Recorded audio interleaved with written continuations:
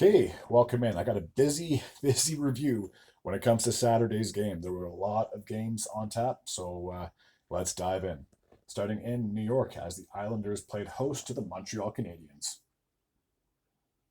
Bo Horvat would kick things off in the first period, a power play marker from Barzal and Dobson, 14 minutes and 32 seconds of the first period.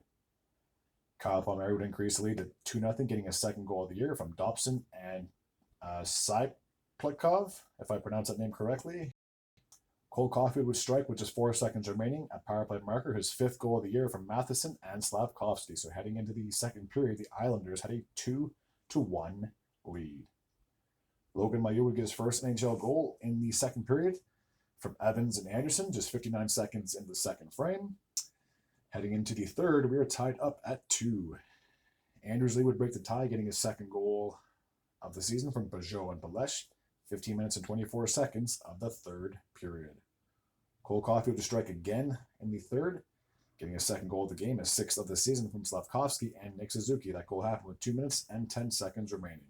There'd be no scoring the rest of the period or in overtime, and the shootout actually went 9 rounds before Noah Dobson finally got the game-winning goal for the New York Islanders. They would win after a very lengthy game, 4-3 in a shootout. All right, now we're going to take a look at the Ottawa Senators as they played host to the Tampa Bay Lightning. So in the first period, Drake Batherson would kick things off, getting his second goal of the season from Giroux and Sanderson, a power play marker, just 1 minute and 50 seconds of the first frame. Josh Norris would increase the lead to 2-0, getting his third goal of the year from Giroux and Batherson, 13 minutes and 21 seconds of the first. So heading into the second period, the Senators had a 2-0 lead. And the second, Nikita Kucherov would finally get the Lightning on the board, 1 minute and 59 seconds in that frame, his seventh of the year from McDonough and Sharanek. Nick Paul would score against his former team, getting his first goal of the season from Cirelli and Hagel, 10 minutes and 39 seconds of the second. Drake Batherson would get his second goal of the game, his third of the season, unassisted, 13 minutes and 20 seconds of the second, giving the Senators at that point a 3-2 lead. Jake Gensel, one of the big off-season acquisitions, was acquired through a trade, actually.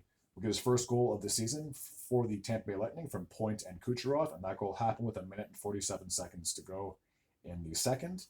And then with just 1 minute and 4 seconds to go, Brady Tkachuk will get a power play goal, his second of the season from Sanderson and Tim Stützle. So the Senators had a 4-3 lead heading in to the third period.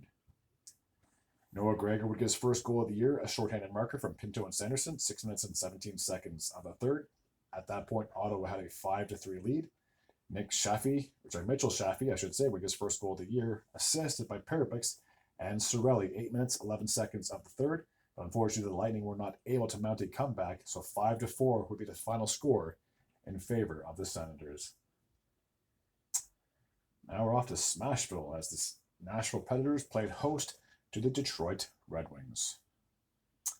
In the first, Luke Schenn would get his first goal of the season from O'Reilly and Nyquist, just over 8 minutes into the frame. Vladimir Tarasenko would get his second goal of the year from Bergman and Kasper, 13 minutes and 26 seconds of the first. At that point, it was tied up at 1 heading into the second period. Dylan Larkin would break the tie, getting his third goal of the year from from DeBrincat and Patrick Kane, a power play marker, 3 minutes and 17 seconds of the second, giving the Red Wings a 2-1 lead. In the third period, Steven Stamkos finally would get his first goal for the Nashville Predators, a power play marker from Forsberg and Marchessault, just 32 seconds into the frame. Andrew Kopp would make it 3-2, getting his second goal of the year from Valino and Fisher, just over 3 minutes into that third period. Simon Edvinsson, if I can pronounce that name correctly, will get an empty net goal with 1 minute and 17 seconds to go, unassisted. And then Andrew Kopp would also get an empty net goal, his second of the game, assist by Rasmussen, and that goal happened with 42 seconds to go. So they pulled the goalie, let 2 empty net goals in, so Detroit would win 5-2. I gotta say this before I move on. For the Predators, I think they're like 0-5. I will check the standings after I'm done my Sunday review, but very disappointing start to the season if you're a Nashville Predators fan.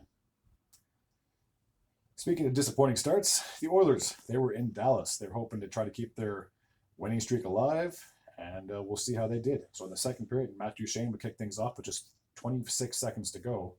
That'd be a second of the season from Hintz, a power play marker. So heading into the third period, the Stars had a 1-0 lead. Matt Duchene would strike again, getting a second goal of the game from Marchment and Blackwell, 12 minutes and 6 seconds of the third. Rupe Hintz would increase the lead to 3-0, getting his third goal of the year from Stan Coven and Jason Robertson. Leon Draisaitl would score late in the third, getting his third goal of the year from Nugent Hopkins and Connor McDavid, making it 3-1 at that point. They pulled the goalie, and with about 2 minutes remaining, Jason Robertson would get the empty net goal, assisted by Stan Coven and Rupe Hintz. So the Stars would win 4-1 in a rematch of last year's Western Conference Final.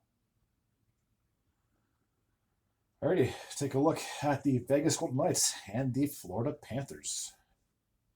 These two met in the Stanley Cup Final 2 years ago. They're very familiar with each other, to say the least.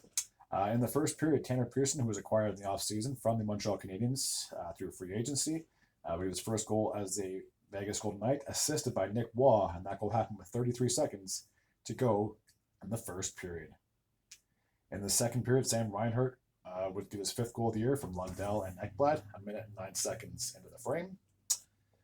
Keegan Kolster would get his first goal of the season from Pearson and Waugh, 14 minutes and 15 seconds of that period. And then Sam Bennett would score a late power play goal with 40 seconds remaining from Verhaeghe and Lundell. So heading into the third period, it was all tied up at 2. Brett Howden would score, getting his third goal of the season, 7 minutes and 30 seconds of the third, unassisted. Eetu Listerainen would get his third goal of the year, tying the game up at 3, assisted by Reinhart and Ekblad. We would need overtime to settle this one, and Gustav Forsling would get the game-winning goal from Bennett and Sam Reinhart. So the Florida Panthers would win 4-3 in overtime. Alrighty, back to another Original Six matchup as the Toronto Maple Leafs played host to the New York Rangers.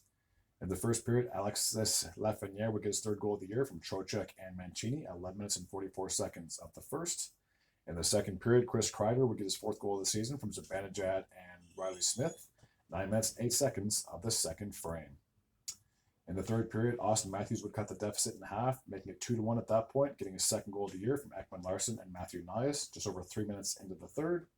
Chris Kreider would strike again, getting his second goal of the game, his fifth of the season, an empty netter from Zibanejad and Riley Smith, and they've got yet another empty net goal from Artemi Panarin, making it 4-1 at that point, and for Panarin, that'll be his sixth goal of the year from Cooley and Keandre Miller. So the Rangers would go into Toronto and win the game 4-1. Alrighty, now we're off to New Jersey, where you had the Devils playing a host to the Washington Capitals. In the first period, Erik Haula would get the game's first goal, his second of the season from Neeson and Tatar, just over 4 minutes into the frame. Tom Wilson would tie the game up at 6 minutes and 1 second of that same frame. For Wilson, that'd be his fourth goal of the year, assisted by McMichael. Speaking of McMichael, he got on the goal scorer sheet himself, and Wilson would assist on him, so they were kind of buddies, to say the least, and Churkin also assisted on McMichael's goal, 10 minutes and 14 seconds of the first, giving the Capitals a 2-1 lead. Alex Ovechkin would score his first goal of the season. The countdown is on to break the all-time goal-scoring record, assisted by Carlson and Strome, 14 minutes and 18 seconds of the frame. At that point, the Capitals had a 3-1 lead. In the second period, Nico Hischier would cut the deficit to 1, getting his fourth goal of the year, assisted by Neeson just under a minute into the second period. Hischier would score almost immediately right after he scored again, getting his second goal in less than a minute. Meyer would assist on that, tying the game up at 3. Andrew Mangiapane would get his first goal as a member of the Washington Capitals, assisted by Trevor Van Riemsdyk and Protus, 9 minutes and 15 seconds of the frame, giving the Capitals at then a 4-3 lead. Dylan Strome would increase the lead to 5-3, 12 minutes and 33 seconds of the frame. For Strome, that'd be his third goal of the year, assisted by Van Riemsdyk. So heading into the third period, the Capitals had a very comfortable 5-3 lead. In the third, Dawson Mercer would cut the deficit to 5-4, getting his second goal of the year from Hischier and Meyer, 3 minutes and 39 seconds of the third. And 12 minutes and 28 seconds into that frame, Dougie Hamilton would get his first goal of the season, a power play marker from Brett and Meyer. So just like that, the Capitals' 2-goal lead was gone. We would need overtime in this one, and don't worry, Capitals fans, you didn't blow it. as Tom Wilson would get the game-winning goal with 4 minutes exactly on the 4 minutes with a minute to go. We'll put it that way. For Wilson, that'd be his second goal of the game, his fifth of the season from Strome and Churkin. So the Capitals would escape with a 6-5 win. Now we're off to Philly as the Flyers played host to the Vancouver Canucks. In the first period, Nils Höglander would get his second goal of the season from Pettersson and Garland, 16 minutes and 9 seconds off the frame. Besser would then increase the lead to 2-0 with just over 8 minutes into the period from Myers and DeBrusk. And Kiefer Sherwood, who was acquired in the offseason, would get his first goal as a member of the Vancouver Canucks, assisted by Teddy Bluger. Now, I believe Kevin Lankin started. Yeah, he did in this game for the Vancouver Canucks. Therefore, he would get the game's first star. So the final score will be 3-0 in favor of Vancouver. Alrighty, now the next one is going to take place in Columbus as the Blue Jackets played host to the Minnesota Wild. Anytime these two teams ever play up against each other, I always talk about how they both came in the league around the same time. So they're basically siblings, to say the least. So in the first period, Marco Rossi would get his second goal of the year from Trennan and Mark Foligno, 12 minutes and 40 seconds of the first. There'd be no scoring in the second. We have to jump all the way ahead to the third, where Kirill Kaprizov would get his second goal of the season, a power play marker from Faber and Matt Boldy. 2 minutes and 52 seconds of the third period. Which is over 8 minutes into that period, Matt Zuccarello will get his third goal of the year from Kaprizov and Merrill, increasing lead to 3-0 at that point in favor of the Wild. Igor Chinnikov would finally get the Blue Jackets on the board, getting his third goal of the year from Monahan and Jiricek. 3-1 at that point would be the score, and that would be the final from Columbus. I wasn't kidding about this Saturday being a busy schedule for the NHL. I really got to keep up to date with this stuff instead of doing this like 5 or 6 days late. In the first period of this game, Andrei Svechnikov would get his first goal of the season from Aho and Jarvis, 1 minute 21 seconds in the first period, giving the Canes a 1-0 lead. In the second period, Matthew Joseph would get his second goal of the season from Shen and Joseph, 10 minutes and 22 seconds of that frame. So the two brothers had points on the same goal. Jake Neighbors would give the Blues a 2-1 lead, his second of the season from Bolduc, 11 minutes and 35 seconds in the second. Then Dylan Holloway would get his first goal as a member of the St. Louis Blues from Broberg, another guy who was also acquired with Holloway in the offseason, and Matthew Joseph. So 3 guys who didn't play on the Blues squad last year, all got points on their third goal respectively. 13 minutes and 31 seconds of the second period. So the Blues had a 3-1 lead heading into the third. Shane Gothenburg would get his third goal of the season, a power play goal from Aho and Svechnikov, 1 minute 39 seconds of the third, making it 3-2 at that point in favor of St. Louis. Jack Roslovic would tie the game up just over a minute after that, getting his second goal of the year from Drury and Jacob Slavin. Kasperi Kapanen would get the game-winning goal with just over 4 minutes to go in the third, which over 4 minutes into the third, I should say, from Neighbors and Parayko. So 4-3 would be the final score in favor of St. Louis. Okay, the next matchup takes place in Chicago as we have the Blackhawks playing host to the Buffalo Sabres, not the Bills. In the first period, Tage Thompson would open up the scoring, getting his fourth goal of the year from Peterka and Tuck, just over 8 minutes into the frame.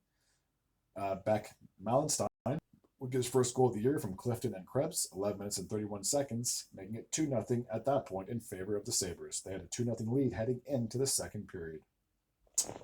Craig Smith would get his first goal as a member of the Chicago Blackhawks from Reichel and Seth Jones, 6 minutes and 28 seconds of the second. He would then strike again 12 minutes and 48 seconds of the same period, tying the game up at 2, getting a second goal of the game from Reichel and Murphy. J.J. Peterka would break the tie with 1 minute 23 seconds to go. For Peterka, that'd be his fourth goal of the year from Thompson and Owen Power. So heading into the third period, the Sabres had a 3-2 lead. With just under 30 seconds to go, 26 seconds to be exact, Ryan McLeod would get the empty net goal from Cousins, so the Sabres would win this game 4-2.